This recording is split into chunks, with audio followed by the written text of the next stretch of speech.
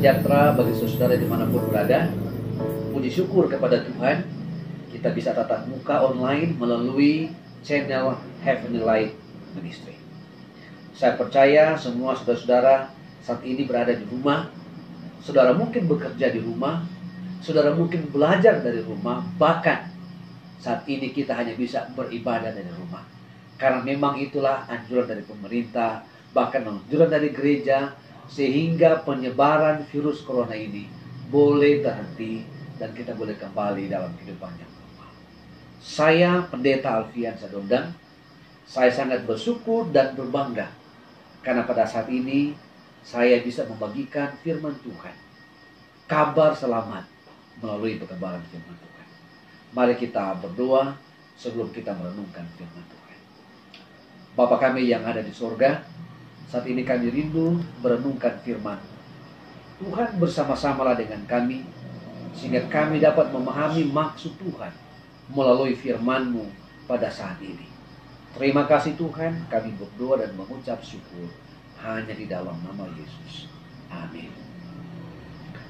Pada saat ini saya berjudul khotbah adalah Jangan Takut.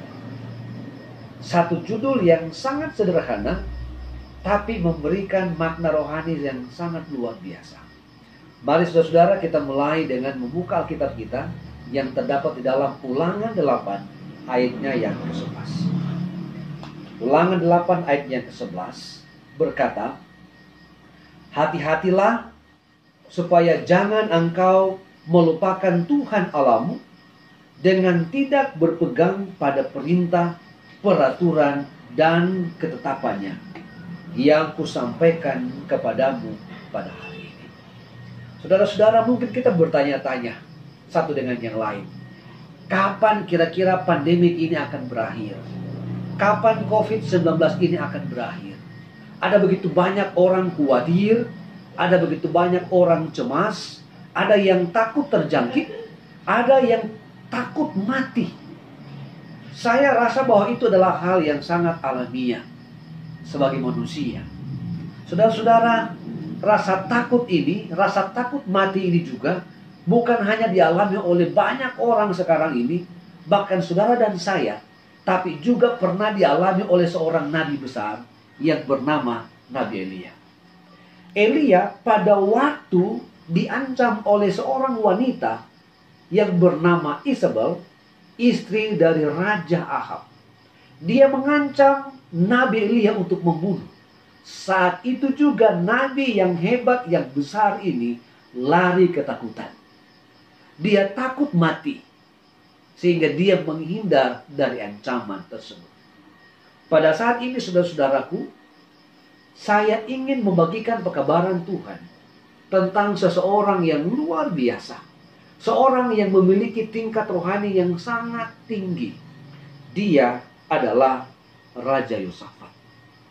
Raja Yosafat, saudara-saudara bisa membuka di dalam 2 Tawarik, mulai dari 2 Tawarik 17 sampai 2 Tawarik 20. Ada banyak cerita tentang Raja Yosafat yang luar biasa. Raja yang memiliki kerohanian yang sangat tinggi. Tetapi saudara, di tengah-tengah kerohaniannya yang sangat tinggi ini, apakah dia memiliki kehidupan yang sangat mulus? Tidak, saudara-saudara yang kasih. Malah di tengah-tengah kehidupan rohaninya yang sangat tinggi, Tuhan mengizinkan pencobaan-pencobaan yang terjadi. Salah satu pencobaan yang sangat hebat yang saya pelajari dalam cerita Raja Yosafat ini adalah ketika dia mendapat ancaman dari Bani Moab dan Bani Amon. Saudara-saudaraku yang terkasih, pada waktu Raja Yosafat mendapat ancaman ini, bahwa kerajaan Yehuda akan diserang oleh Bani Moab dan Bani Amon, Raja Yosafat ketakutan. Saudara coba bayangkan seorang raja yang memiliki tingkat rohani yang cukup tinggi, ketika mendengar ancaman untuk menyerang kerajaannya, dia ketakutan. Namun yang hebat dari Raja Yosafat adalah dia memiliki filosofi jangan lupa. Kenapa saya katakan filosofi jangan lupa? Karena di tengah-tengah ketakutan, kekhawatiran, kecemasan, Yosafat memilih untuk mencari Tuhan. Saudara-saudaraku yang kekasih, yang berada di rumah yang sementara mendengar kabaran ini, saya mau sampaikan bahwa Raja Yosafat memiliki tentara yang sangat luar biasa. Dia adalah seorang raja yang telah memperlengkapi kerajaannya dengan satu sistem yang sangat hebat. Tentara yang cukup banyak, sistem pertahanan yang sangat hebat. Tetapi Raja Yosafat memilih untuk mencari Tuhan. Dia tidak lupa Tuhan. Dia tidak mengandalkan apa yang dia miliki. Dia tidak mengandalkan tentara-tentaranya. Dia tidak mengandalkan sistem pertahanan yang hebat di dalam kerajaannya. Justru dia tidak lupa mencari Tuhan. Di tengah-tengah kehebatannya, bahkan di tengah-tengah kecemasan dan kekhawatirannya, Raja Yosafat mencari Tuhan. Yeremia 17 ayat 7 mengatakan, diberkatilah orang yang mengandalkan Tuhan. Pada hari Sabat yang suci ini, saudara-saudaraku yang kekasih, yang berada di rumah, sekali lagi saya mau tekankan, Raja Yosafat sekalipun memiliki kerohanian yang cukup tinggi, tetapi dia tidak sombong rohani. Raja ini terus menunjukkan roh kerendahan hati di dalam mencari Tuhan. Pada saat ini, ada berapa banyak dan saudara dan saya yang khawatir akan pandemik yang sementara mengglobal, bahkan menegangkan. Ya, kita takut terjangkit. Kita takut ini dan itu. Kita bahkan cemas. Saya mau kasih tahu saudara, tanpa pandemik ini, tanpa COVID-19 ini pun, orang akan banyak mati. Ada mati oleh karena kanker, ada mati oleh karena kecelakaan, ya. Ada yang mati oleh karena sakit yang sudah lama, ada yang tiba-tiba mati.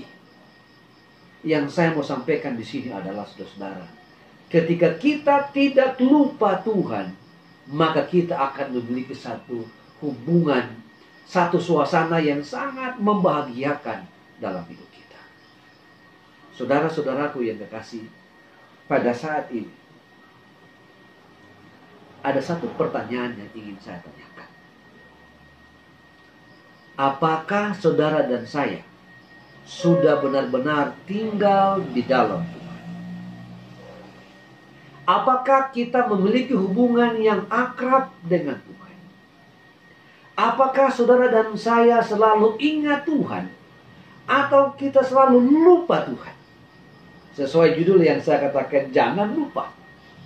Jangan lupa. Seringkali kita lupa Tuhan. Seringkali kesibukan kita sehingga membuat kita lupa Tuhan. Bahkan kekhawatiran, kecemasan, ketakutan bisa saja membuat kita lupa Tuhan. Kenapa? Sering kita terlena untuk mengandalkan apa yang kita miliki. Kita terlena untuk mengandalkan apa yang saya persiapkan. Bahkan seringkali kita terlalu sering mengandalkan kemampuan saudara dan saya. Seringkali mengandalkan apa yang kita miliki. Mungkin uang kita, mungkin pendidikan kita, mungkin pengaruh kita. Sehingga kita lupa Tuhan. Jangan lupa. Jangan pernah lupa Tuhan.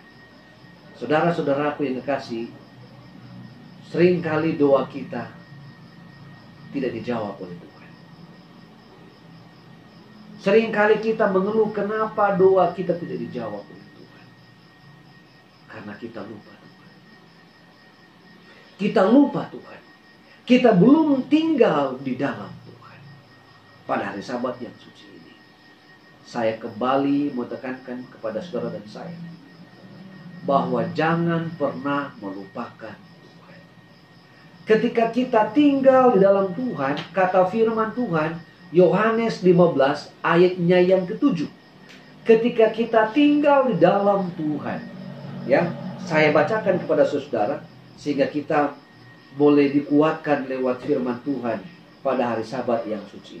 Saya bacakan firman Tuhan yang terdapat di dalam Yohanes 15 ayatnya yang ke-7 berbunyi, "Jikalau kamu tinggal di dalam aku dan firman-Ku tinggal di dalam kamu, mintalah apa saja yang kamu kehendaki dan kamu akan menerimanya." Seringkali kita gagal menerima apa-apa dari Tuhan oleh karena kita lupa untuk tinggal di dalam Tuhan. Oleh karena kita lupa untuk tinggal di dalam firman-Nya. Sehingga kita asik menghidupkan dosa kesayangan kita. Saudara-saudara yang kekasih, sudahkah kita tinggal dalam Tuhan?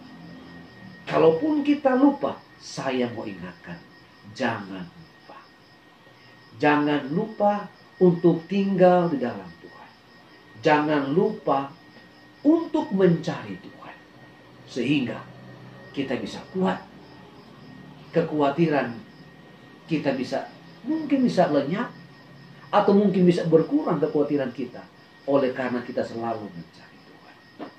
Biarlah firman Tuhan yang sederhana pada hari Sabat yang suci ini menolong saudara dan saya untuk terus tidak melupakan Tuhan. Untuk terus mencari Tuhan dimanapun saudara berada. Apapun kegiatan atau apapun pekerjaan saudara, jangan lupa untuk terus mencari Tuhan, mengandalkan Tuhan dalam hidup saudara. Tuhan memberkati saudara, memberkati keluarga saudara, dimanapun saudara berada. Mari kita berdoa. Terima kasih Tuhan, oleh karena kami dikuatkan lewat pekabaran Tuhan yang luar biasa pada saat ini. Firman Tuhan yang sederhana, tapi memiliki kuasa yang hebat. Biarlah kami semua ya Tuhan, tidak melupakan Tuhan dalam segala aktivitas kami. Berkati saudara kami yang mendengar akan channel ini, akan pekabaran ini, dimanapun mereka berada. Terpujilah Engkau ya Tuhan. Kami berdoa hanya di dalam nama Yesus. Amin. Terima kasih banyak saudara yang sudah bergabung dengan channel Heavenly Life Ministry. Tuhan berkati saudara sekalian dimanapun berada.